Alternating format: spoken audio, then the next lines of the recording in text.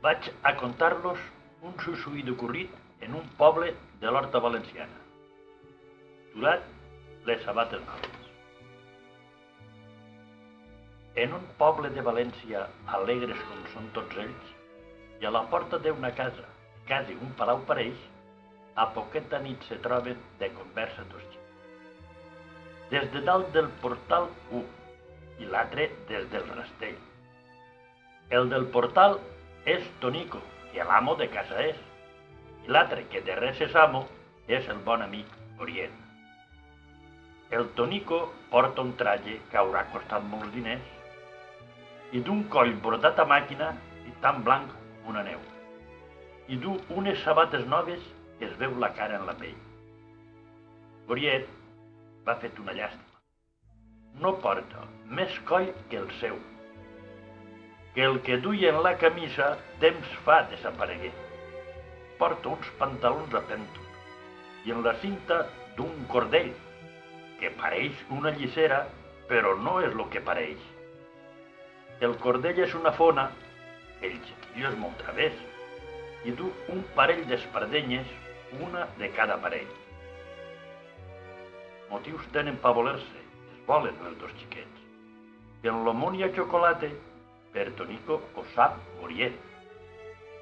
Sap que hi ha codonyant i pastes de moltes lleis, perquè en ell partix Tonico el que li donen a ell.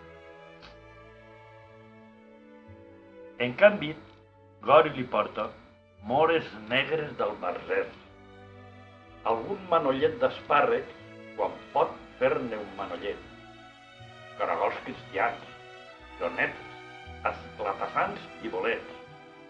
I si no li porto fruta és perquè fruta no en té i no és capaç de furtar-la, i pels altres i per ell. Però el niu que en lo Calvari hi ha dalt del cop d'un ciprés, aquell niu de cagarneres que sap Gori i ningú més, ha de ser patònic, en quan digui el padalet. Aixina li ho ha promès Gori, i complís el que promet. Li prometé defensar-lo una vegada contra tres. A Tonico no el tocaren els contraris, però a ell, la senyal que en lo cap porta un rogle sense cabells és la senyal de la sanya, és la senyal d'un trinxet. Motius tenen pa voler-se, i els volen els dos xiquets. Tots els dies, quan és hora d'anar a escola, apareix de sobte per lo cantó soltant un xiulit molt ferm, pues sapieu que Gori xiula com la màquina del tren. Tots els teulaïns que busquen molles de pa pel carrer, oint el xiulit de Gori, alcen el vol a moment, pues saben que va xiulit i pedrar tot un temps, que Gori té un atino que ni el de Guillermo té. Baixa Tonico i a escola se'n van els dos del braser. Per lo camí, quasi sempre, tot lo que passa es veu. De les boijaques de Tono a la xupa de Gorient, que si no ompli les boijaques és per lo grans que les té. I es veu gojar a Tonico mentre es fa eixe tracaleig, que si Gori no l'abraça, no és que li manque el voler, és per no embrutar-li el traje per lo brut que el porta ell. Però escoltem lo que diuen, és com ja ho sabrem. Què botes més noves portes? Avui les estrem. És ell? Tu no has estrenat mai botes? I jo? Ni botes ni res. Pues en eixes espardenyes aniràs molt malament. Lo que vaig de mal, Tonico, encara no ho saps tu bé.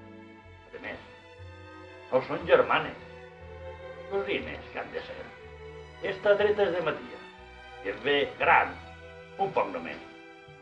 L'esquerra en ve xiqueta és del xicón del Ferret. Me l'ha donat l'altre dia perquè vaig menjar per ell.